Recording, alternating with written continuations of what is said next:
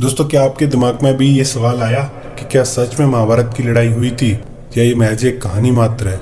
आज हम आपको महाभारत की लड़ाई के 11 पुख्ता सबूतों के बारे में बताने जा रहे हैं, जिन्हें देखने के बाद आपको यकीन हो जाएगा कि महाभारत की लड़ाई कोई काल्पनिक कहानी नहीं बल्कि एक हकीकत है।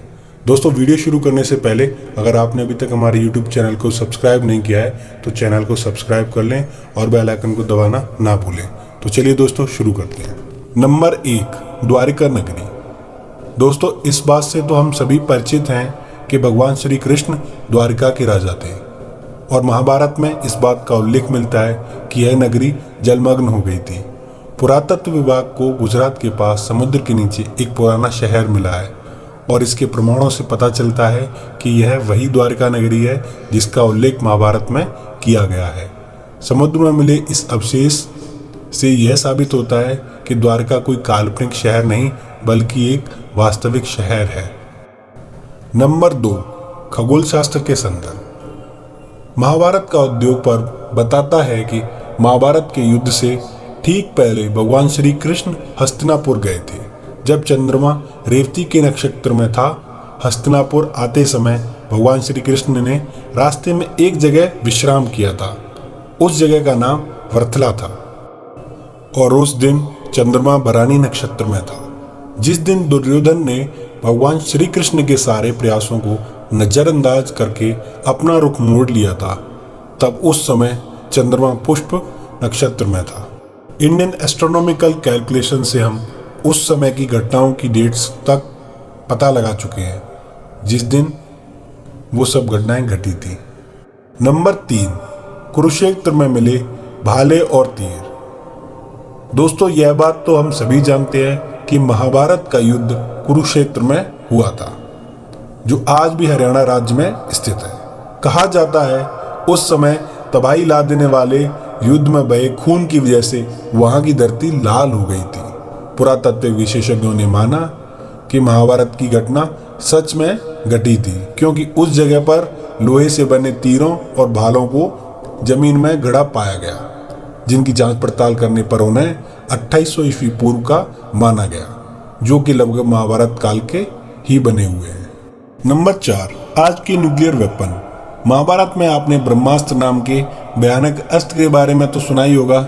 यह अस्त्र धर्म और सत्य को बनाए रखने के लिए ब्रह्मा द्वारा बनाया गया एक बहुत ही विनाशकारी परमाणु हथियार था।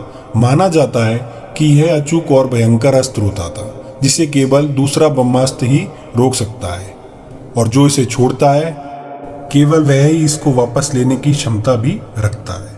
रामायण में भी लक्ष्मण ने जब मेघनाद पर ब्रह्मास्त्र से प्रहार करना चाहा तो भगवान श्री राम ने लक्ष्मण को यह कहकर रोक दिया कि अभी इसका उपयोग करना सही नहीं, क्योंकि इससे सारी लंका तबाह हो जाएगी और बेकसूरों की जान जाएगी।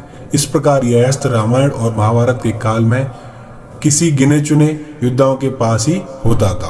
रामायण में यह अस्त्र लक्ष्मण और विभीषण के पास था और महाभारत में यह द्रोणाचार्य, अश्वत्थामा, कृष्ण, युधिष्ठिर, कर्ण, प्रद्युम्न और अर्जुन के पास था।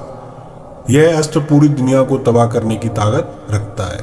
दोस्तों, बता दें कि आधुनिक काल में जे रॉबर्ट ओपनहेमर ने गीता और महाभारत का बहुत अध्ययन किया। दोस्तों, ये वही वैज्ञानिक है जिसे अमेरिका ने परमाणु बम बनाने का काम दिया था। उन्होंने महाभारत काल के ब्रह्मास्त्र अस्त्र की संहारक क्षमता पर शोध किया और अपने मिशन को ट्रिनिटी नाम दिया।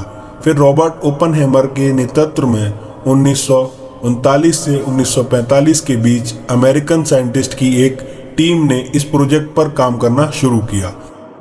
16 जुलाई 1945 को इसका पहला परीक्षण किया गया और धमाके के परिणाम कुछ ऐसा ही था जैसा पौराणिक ग्रंथों में ब्रह्मास्त्र के बारे में बताया गया था। आज सारे परमाणु वैज्ञानिक इस बात को मानते हैं कि वास्तव में महाभारत में ब्रह्मास्त्र, जिसको आज हम परमाणु बम कहते हैं, का प्रयोग किया गया था। इस घातक बम के सफल परीक्षण करने के बाद जे रॉबर्ट ओपनहेमर गीता का श्लोक पढ़ते हुए रोने भी लगे थे, जिन्होंने आज के परमाणु बम का आविष्कार किया। वे वैज्ञानिक खुद इस बात को मानते हैं कि महाभारत हुआ और हमारे देश के धर्म विरोधी लोग हमारे इस महान इतिहास और धर्म युद्ध को एक कहानी मात्र मानते हैं। नंबर 5, चक्रव्यूह पत्थर। हिमाचल प्रदेश के हमीरपुर जिले के 16 सिंगी धार के नीचे बसा राजनोट गांव एक ऐतिहासिक स्थल के नाम से मशहूर है। प्रचलित मान्यताओं के अनुसार पांडव अज्ञातवास के दौरान यहाँ रुके थे। अज्ञातवास के दौरान अर्जुन ने यहाँ पर चक्रव्यूह का ज्ञान प्राप्त करने के बाद उसे पत्थर पर उकेरा, जो आज भी मौजूद है। इस चक्रव्यूह को ध्यान से देखा जाए तो इसके अंदर जाने का रास्ता साफ दिखाई देता है, लेकिन बाहर आने के रास्ते का पता नहीं चलता। एक खंडरनुमा महल के पास यह चक्रव्यूह मौजूद है, जिसे पिपलू किले के नाम से जाना जाता है। अर्जुन ने अपने बाकी भाइयों को भी चक्रव्यूह सिखाया था। नंबर 6, महाभारत को छंदों में लिखा गया। दोस्तों, यह कहना बिल्कुल ही गलत है कि महाभारत में लिखे गए लेख काल्पनिक हैं। ऐसा लोग इसलिए सोचते हैं क्योंकि उन्हें लिखे जाने का तरीका एक कविता की तरह है और उन्हें पढ़ने पर वो एक कविता जैसे लगते हैं। पर उस समय यह रिवाज था कि हर चीज़ को कविता के तरीके से लिखा जाता था। उस समय गणित यानी मैथमेटिक्स के फॉर्मूलाज को भी कविता की तरह लिखा गया था। नंबर 7, अंगदेश का प्रमाण। कुंती के सबसे बड़े बेटे दानवीर कर्ण अंगदेश के राजा थे, जो उनको दुर्योधन द्वारा उपहार स्वरूप भेंट में मिला था। उस समय का अंगदेश आज उत्तर प्रदेश के गोंडा जिले के नाम से जाना जाता है। साथ ही जरासंध ने अपने राज्य के कुछ हिस्सों को कर्ण को दे दिया था, जो आज बिहार के मुंगेर और भागलपुर जिले के नाम से जाने जाते हैं। वहीं जिसको आज हम दिल्ली कहते हैं, वह महाभारत के समय में इंद्रप्रस्थ के नाम से जानी जाती थी। तो यह स्थान तो काल्पनिक नहीं है। सैकड़ों स्थान तो ऐसे भी हैं जिनका नाम महाभारत के वक्त भी वही था जो आज है, जैसे द्वारिका, कुरुक्षेत्र, बरनावा, हिडिंबा आदि। नंबर 8, लाक्षागृह। महाभारत में लाक्षागृह की महत्वपूर्ण भूमिका मानी जाती है। कौरवों ने पांडवों को जिंदा जलाने के लिए लाक्षागृह का निर्माण करवाया था, लेकिन सुरंग के माध्यम से पांडवों ने निकलकर अपनी जान बचा ली। यह वारनावत वर्तमान वरनावा स्थान पर बनाया गया था। नंबर 9, श्रीमद् भगवद गीता।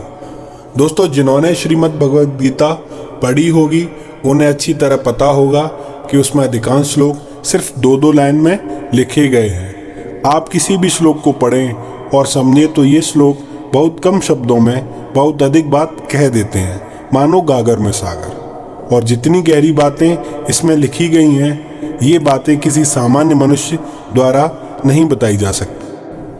आज मानव सभ्यता बहुत विकसित हो चुकी है, लेकिन आज भी गीता में जो ज्ञान है वो अकल्पनीय और अद्वितीय है, जिसे एक सामान्य व्यक्ति का दिमाग नहीं सोच सकता। कोई महान पुरुष या भगवान ही कह सकता है।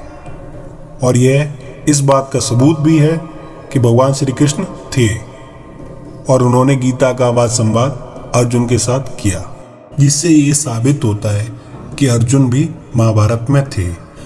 और अगर अर्जुन महाभारत में थे तो पांडव भी थे, और अगर पांडव महाभारत में थे तो महाभारत हुआ था। नंबर 10, 50 से अधिक राजवंश। महाभारत का राजवंश राजा मनु से शुरू होता है और इस ग्रंथ में 50 से भी ज़्यादा वंशों का वर्णन किया गया है। धृतराष्ट्र और पांडु भी इसी वंश के थे।